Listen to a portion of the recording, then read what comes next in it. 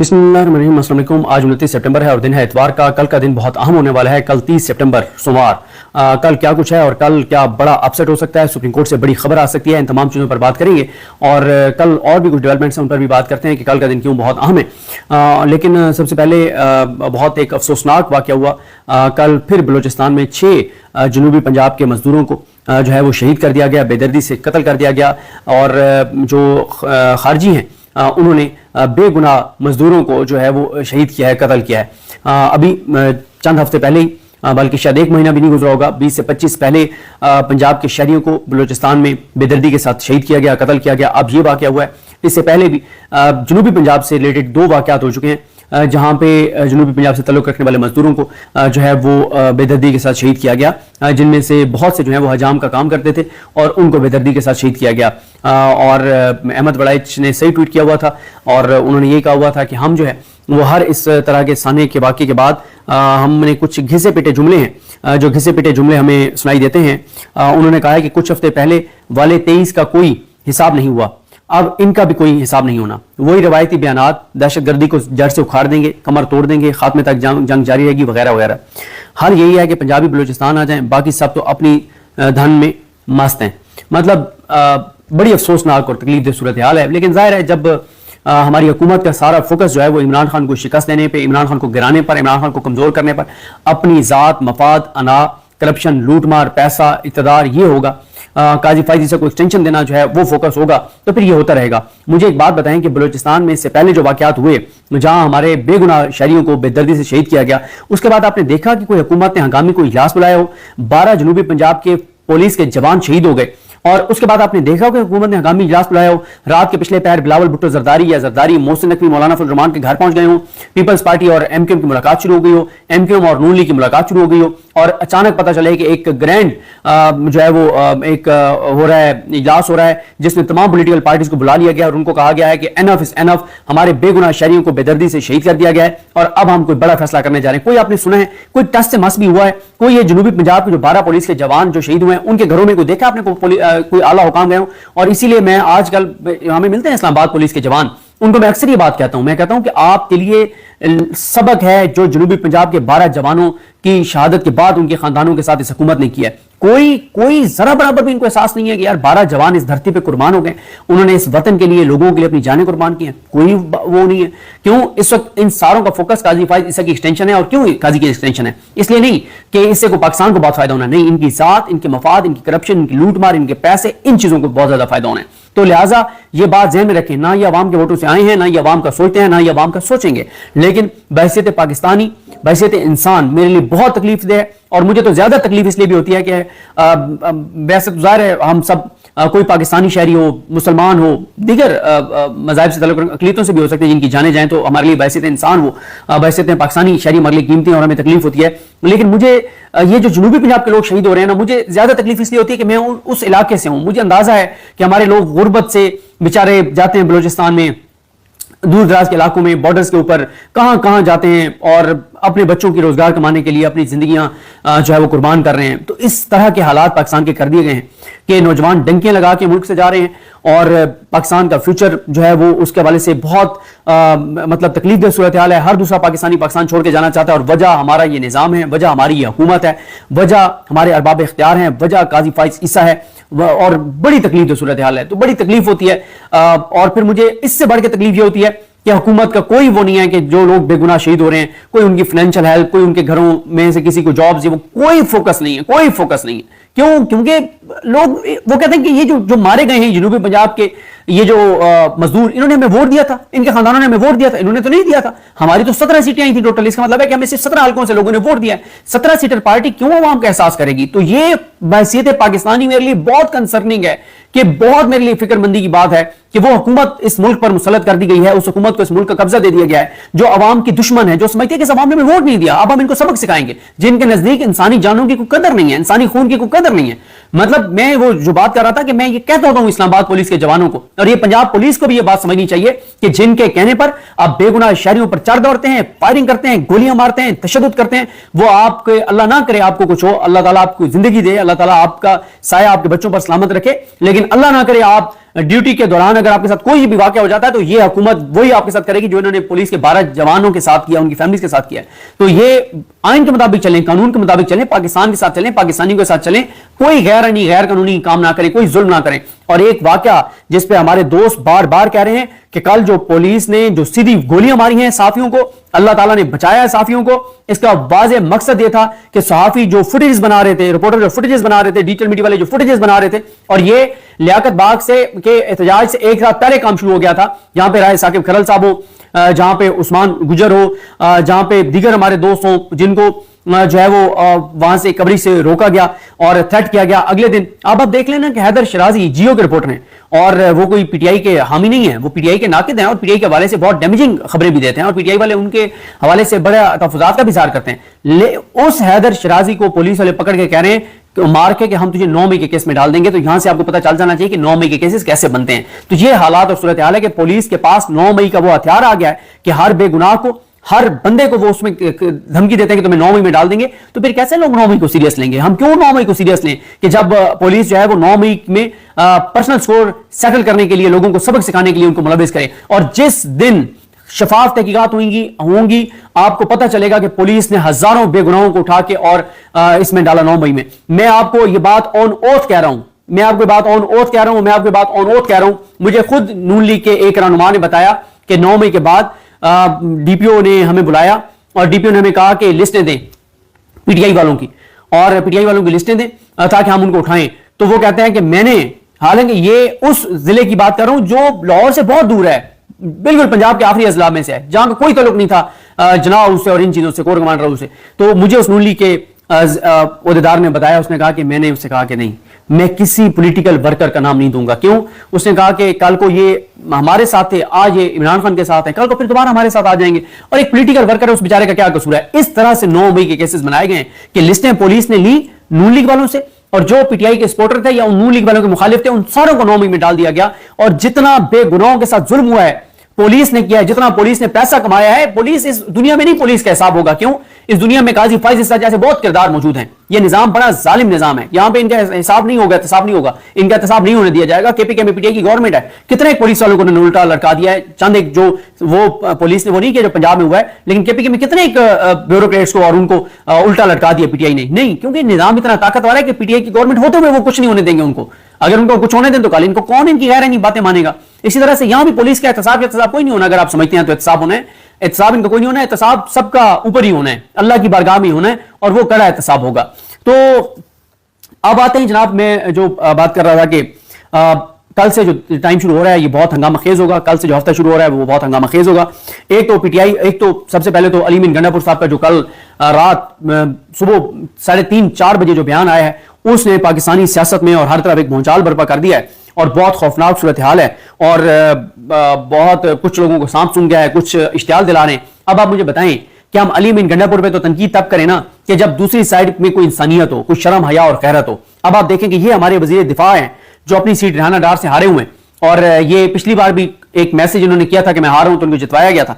तो वो ट्वीट करते हैं जनाब, कहते हैं कि गंडापुर दे 15 दिन भी लंघ गए। अब ये वजीर दिफा आपका इश्तियाल दिला रहा है एक सूबे के वजीर आला को, और इससे आप अंदाजा लगाएं कि अगर वजीर दिफा ये एक सूबे को, और ये नून लीग बड़ा जुल्म कर रही है मुल्क के साथ, ये मुल्क के मुस्तकबिल के साथ खेल रही है, आग से खेल रही है, जो ये बार बार पश्तून और पख्तून लफ्ज इस्तेमाल करके और ताने देते हैं। तो इसका मतलब आप उनको इश्तियाल दिला रहे हैं ना, आप पश्तूनों को कह रहे हैं कि ये है तुम्हारी गैरत, और आपको फिर पता है कि जब आप पठानों की बात कहते हैं तो फिर वो कैसे रिएक्ट करते हैं। अच्छा ये बात है, बड़ी बातें करते हो, तुमसे ये तो हुआ नहीं है, तुम इस्लामाबाद तो पहुंच नहीं सके, तुम फलानी जगह, इतना तुम्हें तपड़ होता तो तुम ये ना कर देते। ये नून लीग कर रही है, ये मुल्क के साथ खेल रही है, मुल्क के मुस्तकबिल के साथ खेल रही है, ये आग के साथ खेल रही है, मुल्क में आग लगाना चाहते हैं, ये लाशें गिराना चाहते हैं अपने इक़्तिदार की खातिर।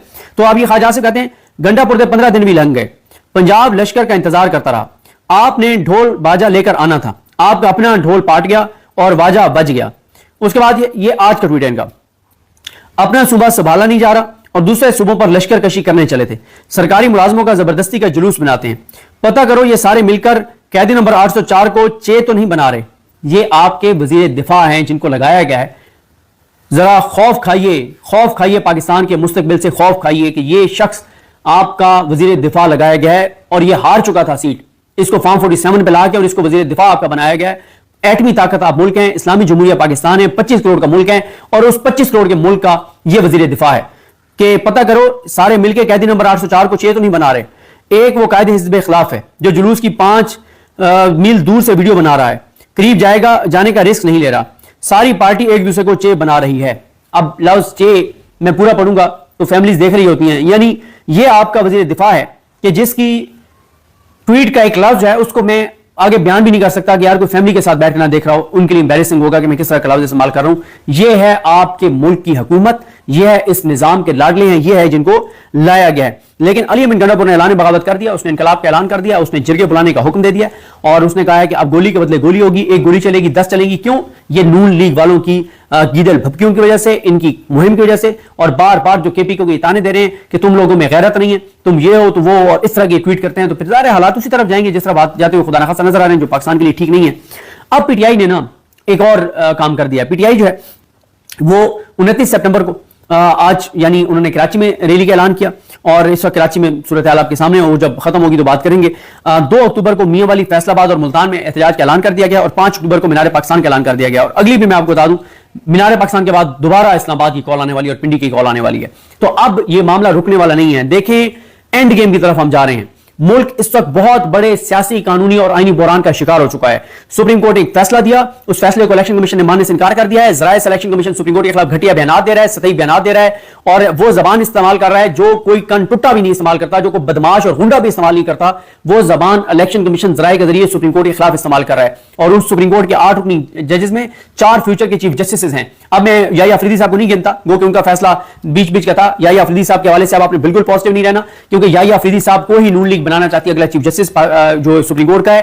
وہ امین الدین خان کو نہیں، یحییٰ افریدی صاحب کو بنانا چاہتے ہیں. تو اس سے آپ کو اندازہ ہونا چاہیے کہ جس یحییٰ افریدی صاحب کو نون لیگ بنانا چاہتی ہے چیف جسٹس سپریم کورٹ کا، تو پھر ان کے حوالے سے ہم کیسے پازیٹیو رہ سکتے ہیں. تو اس لیے اب سمجھ آتی ہے کہ ہر کیس سے ووٹ کیوں جاتے ہیں، ہر کیس میں وہ درمیانی راستہ کیوں اپناتے ہیں، کسی کیس میں وہ سخت اپنا موقف کیوں نہیں اپناتے. تو اس سے آپ کو اندازہ ہو جانا چاہیے کہ یحییٰ افریدی صاحب جو ہیں وہ نون لیگ جو ہے وہ بہت پسند کر رہی ہے یحییٰ افریدی صاحب کو.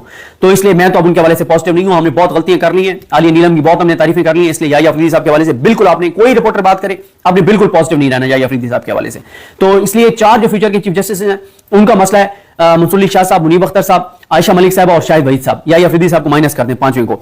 اب عمران خان صاحب کو اور پی ٹی آئی کو پتا ہے کہ ٹائم یہی ہے. آج 29 گزر گئی، 30 اور پھر 12، 13 دن ہے ٹوٹل. ان 13 دنوں میں آئینی ترمیم کا راستہ پی ٹی آئی نے روک لیا، عمران خان نے روک لیا تو پاکستان کے کچھ امکانات ہیں کہ پاکستان بہتری کی طرف جانا شروع ہو جائے گا. اور اگر یہ آئینی ترمیم ہو گئی پھر چیپٹر کلوز ہے.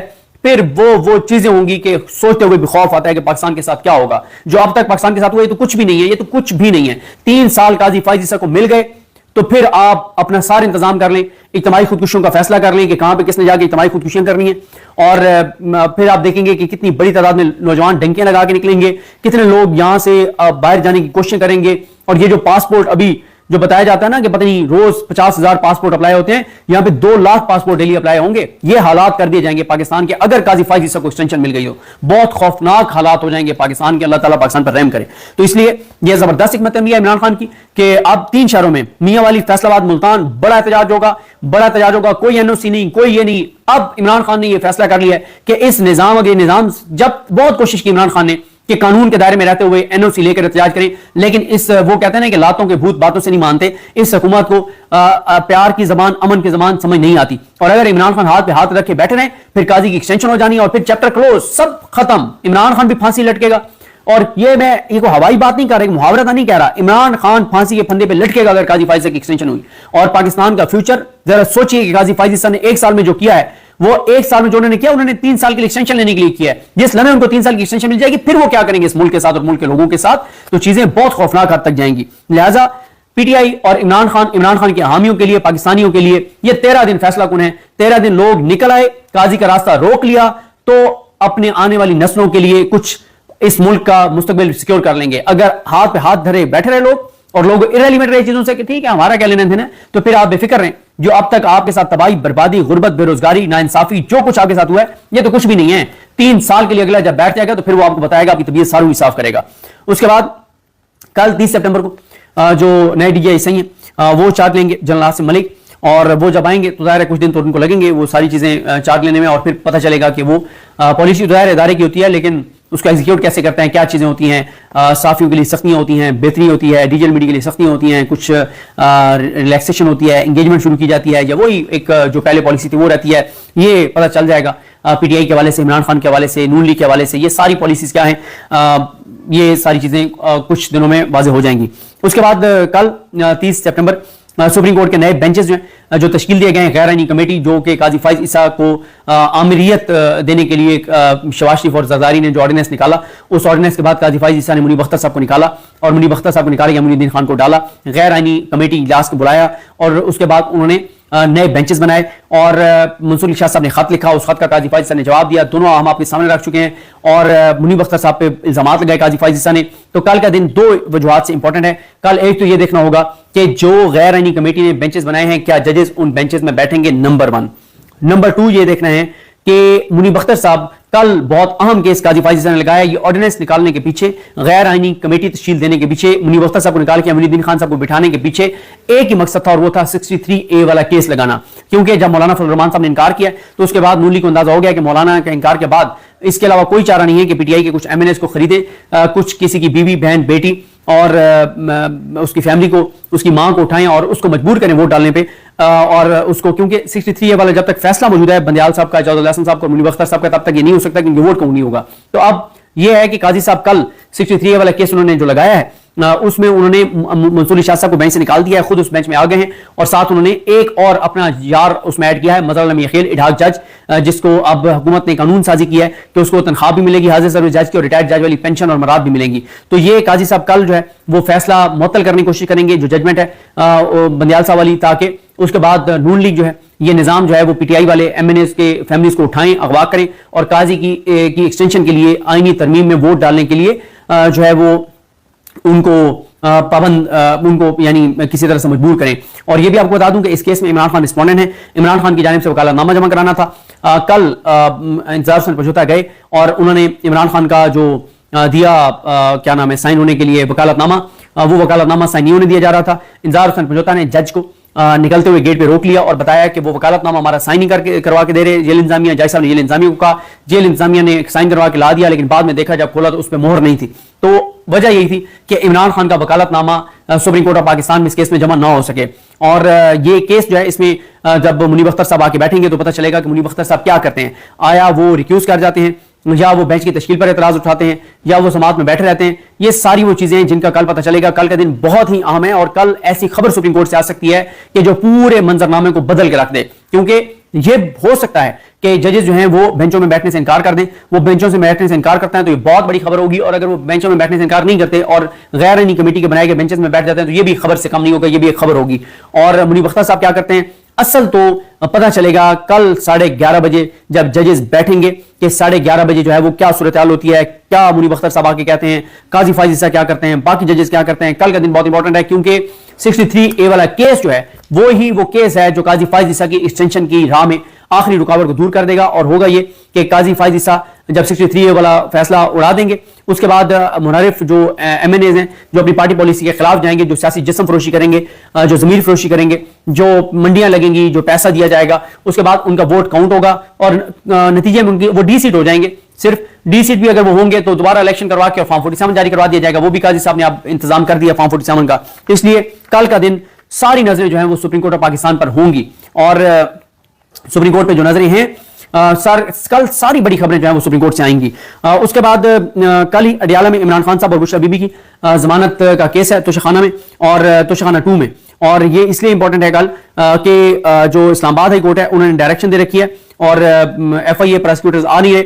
जब वो आ नहीं रहे तो कल का जो दिन है वो आखिरी, एक जज साहब ने कहा हुआ है कि कल अगर वो ना आए तो मैं रिकॉर्ड देकर फैसला कर दूंगा। और अगर कल बुशरा बीबी और इमरान खान साहब की जमानत हो जाती है तो बुशरा बीबी के ऊपर इस वक्त कोई और केस नहीं है। और वैसे मैं आपको बता दूं कि बुशरा बीबी साहबा को अब जेल में बहुत तंग किया जा रहा है। पीटीआई के लोग ये बताते हैं कि जो नया ये सुप्रिंटेंडेंट जेल आया गफूर, पता नहीं क्या नाम है इसका, अंजुम गफूर या गफूर अंजुम जो भी इसका नाम है, वो कहते हैं जब से ये नया सुप्रिंटेंडेंट आया है तो बहुत जुल्म किया जा रहा है, बहुत ज्यादा और नाइंसाफी की जा रही है। और बुशरा बीबी साहबा को रात को جا کے جگا دیا جاتا ہے اور انہیں کہا جاتا ہے کہ آپ کے سیل کی ساری تلاشی لینی ہے اور باڈی سرچ کی جاتی ہے اور ان کی تصحیح کی جاتی ہے اور ایک پردہ دار خاتون کو کیمروں کے سامنے جو ہے اسے کہا جاتا ہے کہ تمہاری ہم نے مکمل تلاشی لینی ہے کہ جب آپ گئی ادھر ہیئرنگ میں وہاں پہ اڈیالہ کے اندر جو عدالت بنی ہوئی ہے تو وہاں سے کوئی چیز تو آپ ساتھ نہیں لے آئیں تو رات کو ان کو جگا دیا جاتا ہے، تنگ کیا جاتا ہے، تذلیل کی جاتی ہے، تذہیح کی جاتی ہے، مینٹلی ٹارچر کیا جاتا ہے. اور دیکھیں بشرا بی بی صرف اور صرف عمران خان کا ساتھ دینے کی وجہ سے یہ سب کچھ بھگت رہی ہیں. جو کیس بشرا بی بی پہ بنا ہے وہ بوگس اور جھوٹا ثابت ہوا ہے. وہ جو کیس تھا عدت والا اس میں بشرا بی بی صاحبہ جو ہے وہ باعزت بری ہو چکی ہیں، وہ جھوٹا کیس تھا. پھر اسی طرح سے توشہ خانہ 2 میں بشرا بی بی جو ہیں ان کے خلاف کوئی چیز نہیں ہے، توشہ خانہ 1 میں ان کو سزا دیا ہے، کوئی چیز نہیں ہے.